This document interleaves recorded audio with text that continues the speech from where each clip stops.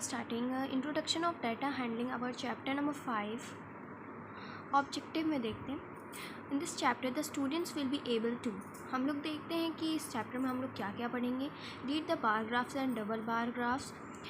बार graphs कैसे बनाते हैं और डबल बार ग्राफ्स कैसे बनाते हैं, उनको कैसे रिप्रेजेंट किया जाता है वो भी देखेंगे. Arrange ungroup data into groups and represent them through bar graphs. कैसे हम लोग अरेंज करेंगे अनग्रुप डाटा को ग्रुप डाटा में और कैसे हम लोग उसे रिप्रेजेंट करेंगे बार ग्राफ में, ये भी देखेंगे. Construct and interpret pie chart. कैसे हम लोग पाई चार्ट्स को कंस्ट्रक्ट करते हैं, पाई चार्ट्स क्या होते हैं ये भी देखेंगे. Consolidate and generalise the notion of chance in events like tossing coins, dice, playing cards. हम लोग ये भी देखेंगे कि जैसे कि अपनी परिकल्पना हम लोग करते हैं, किसी चीज़ की कल्पना हम लोग करते हैं कि वो जब हम लोग कॉइन को या डाइस को हम लोग टॉस करेंगे तो उसके कितने फेसेस आएंगे, या ये सब हम लोगों ने 7th क्लास में अच्छे से पढ़ लिया था. और प्लेइंग कार्ड्स मतलब कि जैसे एक कॉइन को हम लोग कैसे टॉस करेंगे तो कितने फेसेस आएंगे, और डाइस को हम लोग टॉस करेंगे तो कितने फेसेस आएंगे, कितने मतलब 50-50 होगा कि क्या होगा. प्लेइंग कार्ड्स कैसे खेलते हैं ये भी देखेंगे. जो वॉर मैप है ये हमारी 7th क्लास की हमारी एक्सरसाइजेस के ऊपर बेस्ड है. ये आप लोग खुद से करेंगे क्योंकि हम लोगों ने 7th क्लास में अच्छे से पढ़ा था. Introduction. In our earlier classes, we have already learned the terms like data, hypothesis, pictographs and bar graphs, etc. हम लोगों ने पिछली क्लास में हम लोगों ने ये सब पढ़ लिया था कि डाटा क्या होता है, हाइपोथेसिस मीन्स किसी चीज़ की कल्पना करना, और पिक्टोग्राफ्स क्या होते हैं, बार ग्राफ्स क्या होता है, और एक्सेट्रा एंड एक्सेट्रा की क्या होते हैं. हम लोग ने पिछले मतलब इसका पूरा एक्सप्लेन हम करें तो पिछली क्लास में हम लोगों ने बहुत चीज़ें पढ़नी थी. जैसे कि डाटा, किसी चीज़ को हम लोग प्रोबेबिलिटी मतलब जैसे we have also done the methods of collecting data and organise it to examine the hypothesis. हम लोगों ने पहले भी देख चुका है कि कैसे मेथड होता है, कैसे हम लोग कलेक्ट करते हैं डाटा को, एक अनग्रुप डाटा को ग्रुप डाटा में हम लोग कैसे रिप्रेजेंट करते हैं ये भी हम सब लोगों ने देखा था. और उससे कैसे हम लोग जैसे कि मैंने हाइपोथेसिस का मीनिंग बताया था, किसी चीज़ की परिकल्पना करना.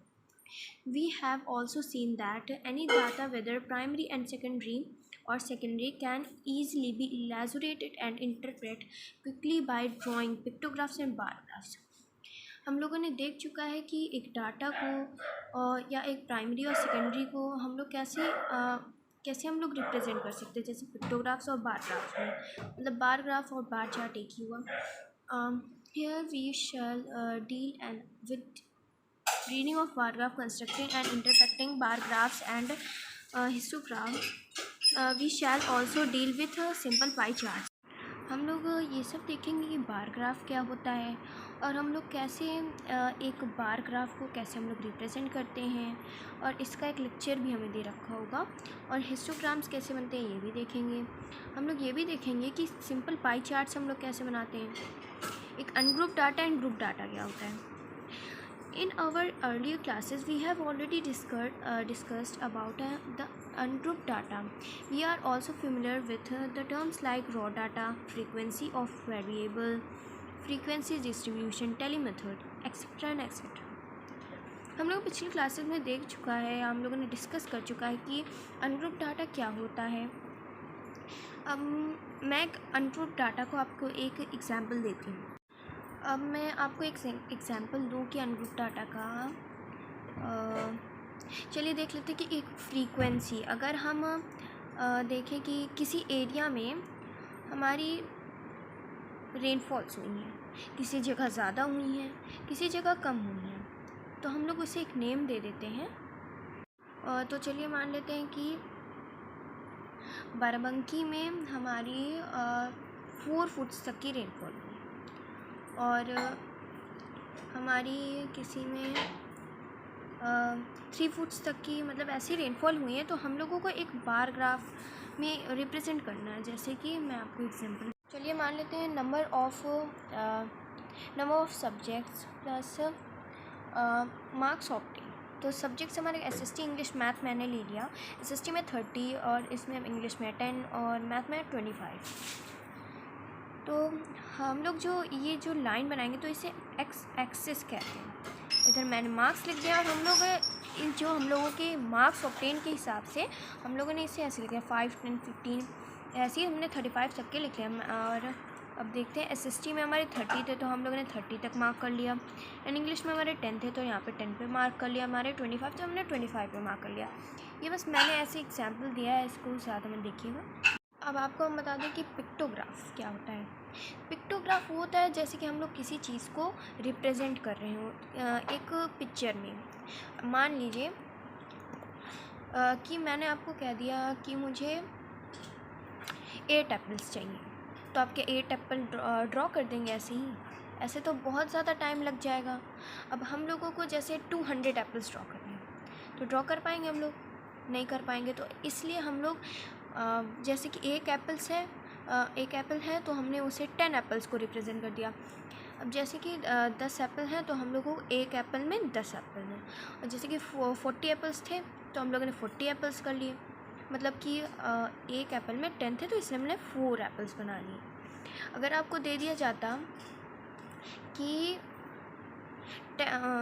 40 हमारे एप्पल्स हैं और 50 हमारे ऑरेंजेस हैं, तो ऑरेंजेस हम लोग बनाते 5, क्योंकि हमारा एक ऑरेंज हमारा 10 ऑरेंज के बराबर था, क्योंकि 50 तो हमारा दे रखा था तो हम लोग 5 ऑरेंज बना लेते।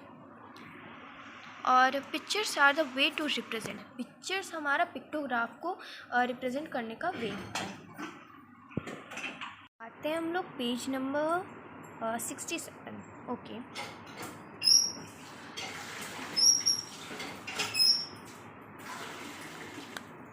now by taking an example of raw data we shall deal with representing the ungrouped data into group data। अब हम लोग एक एग्जाम्पल रखेंगे कि रॉ डाटा का एक एग्जाम्पल रखेंगे, या तो हम लोग उसे अनग्रुप डाटा भी कह सकते हैं।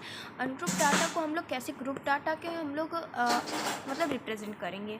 अब देखिए, suppose the marks secured by 40 students of class 8th out of 100 in alphabetical order, the names of the students are given below.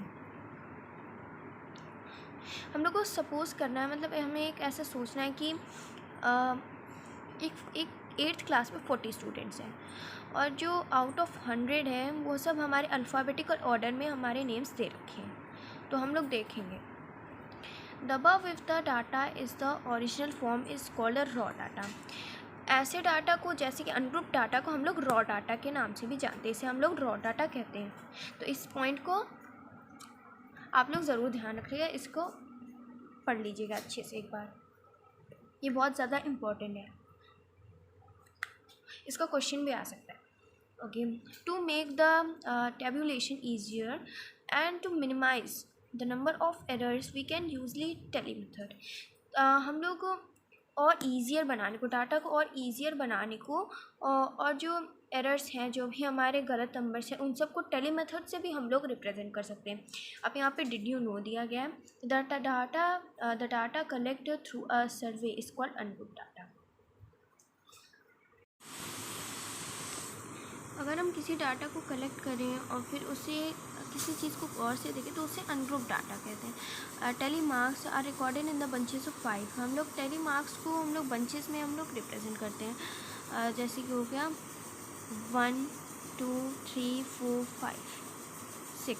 अगर आपको वो कह दिया गया 6 स्टूडेंट्स के नंबर हम लोगों को रिप्रेजेंट करने, तो हम लोग ऐसे रिप्रेजेंट करेंगे। For example 5 equals to 1 2 3 and 4 and 5। We can arrange the observation any order, ascending and descending order. हम लोग किसी भी ऑब्जर्वेशन को असेंडिंग ऑर्डर में भी कर सकते हैं, डिसेंडिंग ऑर्डर में भी कर सकते हैं। असेंडिंग मतलब छोटे से बड़ा और डिसेंडिंग मतलब बड़े से छोटा। और जो कि हमारा जो डाटा दिया गया तो उसे हम लोग अब ग्रुप डाटा में कन्वर्ट कर रहे हैं। अनग्रुप डाटा फ्रीक्वेंसी डिस्ट्रीब्यूशन, जो अनग्रुप डाटा दिया था उसका फ्रीक्वेंसी डिस्ट्रीब्यूशन कर रहे हैं। मार्क्स, अब इसमें जैसे 5 हैं, 5 मार्क्स वाले इसमें कितने हैं? 1 2 3 तो 3 है। यहाँ पे 3 टेली मार्क्स हमने बना दिए और लिख दिया 3। और ऐसे ही जितने भी नंबर है उसको हम लोग टेली मार्क्स पे कन्वर्ट कर सकते हैं। ये तो आप सब बचपन से पढ़े ही जा रहे हैं। और इससे हम लोग वेरिएबल्स कहते हैं ये जो मार्क्स होते हैं, और इनमें नंबर ऑफ स्टूडेंट्स को हम लोग फ्रीक्वेंसी कहते हैं। Lowest value of 5 and the highest value equal to 85। जो हमारी लोवेस्ट वैल्यू थी हमारी 5 थी, और जो हमारी हाईएस्ट वैल्यू थी हमारी 85 थी। जैसे कि हम लोगों को बताया कि असेंडिंग टू डिसेंडिंग हम लोग असेंडिंग में भी लिख सकते हैं, छोटे से बड़े में भी लिख सकते हैं, बड़े से छोटे में भी लिख सकते हैं।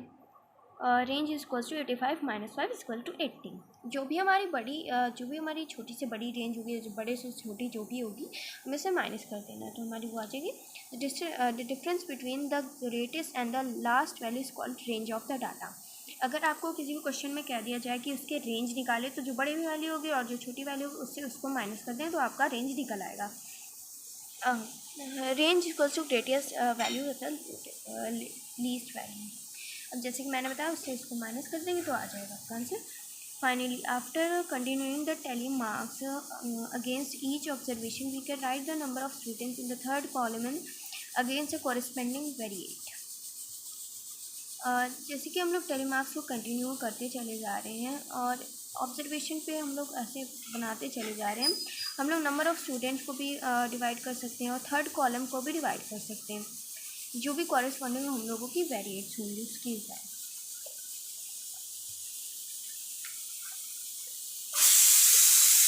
तो देखिए, the way of arranging the data is known as ungroup frequency distribution. जो भी हमारी अरेंजिंग डाटा की मतलब ऐसे अनग्रुप डाटा को ग्रुप डाटा में कन्वर्ट करने के लिए, तो हम लोग उसे अनग्रुप डाटा फ्रीक्वेंसी डिस्ट्रीब्यूशन भी कहते हैं। Marks are called the variates of the number of students. जो भी मैंने जैसे आपको बताया, जो मार्क्स होते हैं वो हमारी वेरिएट्स कहलाते हैं, जैसे कि number of students who have secured a particular number of marks is called frequency. देखिए जैसे कि इसमें बताया वैसे these class intervals are the discontinuous। जितने भी हमारे जो भी क्लास के हमारे दे गए थे मार्क्स, तो वो भी हमारे डिसकंटिन्यूस है। ग्रुप्ड फ्रीक्वेंसी डिस्ट्रीब्यूशन, जो ग्रुप्ड है उसको हम लोग देखते हैं। 1 to 10 हमारे 7 थे, 11 to 20 हमारे 2 थे। जैसे कि आपको किसी चीज़ को रिप्रेजेंट करना है तो ऐसे ही रिप्रेजेंट करना है। This way representing frequency is called the group data frequency distribution. In this table, marks 1 to 10, 11 to 20, etc. are called classes and class intervals। ऐसी वे को हम लोग, ऐसी फ्रीक्वेंसी को हम लोग ग्रुप डाटा डिस्ट्रीब्यूशन कहते हैं। और जैसे कि इस टेबल में हमारा 1 to 10 था, 11 to 20 था, ये जो हमारे क्लास हैं और क्लास के जो इंटरवल्स हैं उनका नाम। These class intervals are called discontinuous class intervals. 1 is called the lower limit and the 10 is called the upper limit। जो हमारी 1 होती है वो हमारी सबसे छोटी लिमिट होती है, और जो हमारी 10 होती है वो सबसे ऊंची लिमिट होती है। जैसे 1 to 10 class 1 to 10 consist of the students of marks between 1 and 10 both inclusive, and the group data has 7 students class size or class width 10 since both marks are included। Class 1 to 10 हमारी जो है उसमें जितने भी marks आए हैं 1 to 10 बच्चों के, तो उन सबको हम लोग ग्रुप डाटा में कर सकते हैं। 7 स्टूडेंट्स की कर सकते हैं, सबकी कर सकते हैं। जो क्लास की विड्थ है वो भी हमारी 10 बोथ मार्क्स की इंक्लूडेड है। Mid point of a class is called the class mark. अब देखिए क्लास मार्क का फॉर्मूला दिया, lower limit plus upper limit upon 2। अगर आपको दिया गया क्लास के मार्क्स निकालने हैं तो आपको lower limit plus upper limit, जो भी सबसे ज़्यादा ऊपर वाले मार्क्स होंगे, जो सबसे ज़्यादा छोटे होंगे, और जो सबसे बड़ा होगा उस मार्क्स को हम लोगों, जैसे कि हम लोगों ने मान लिया हम लोगों को दे दिया गया हो सबसे ऊंची लिमिट हमारी 2 है और सबसे ऊंची हमारी लिमिट है 8। अपॉन में हमने ले लिया 2 + 8 क्या हुआ 8 9 10 10 अपॉन 2, देन 2 1 = 2 2 5 = 10, तो हमारी आ गई क्लास मार्क्स 5। ऐसे हम लोग को निकालना है।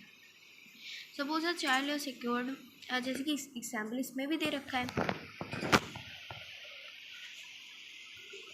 वैसे ही यहाँ पे कुछ एग्जाम्पल्स आपको दे रखे हैं, स्टेप्स भी बता रखे हैं। तो ये जो एग्जाम्पल्स हैं वो आप लोग खुद से एक बार लगा लेंगे सारे के सारे।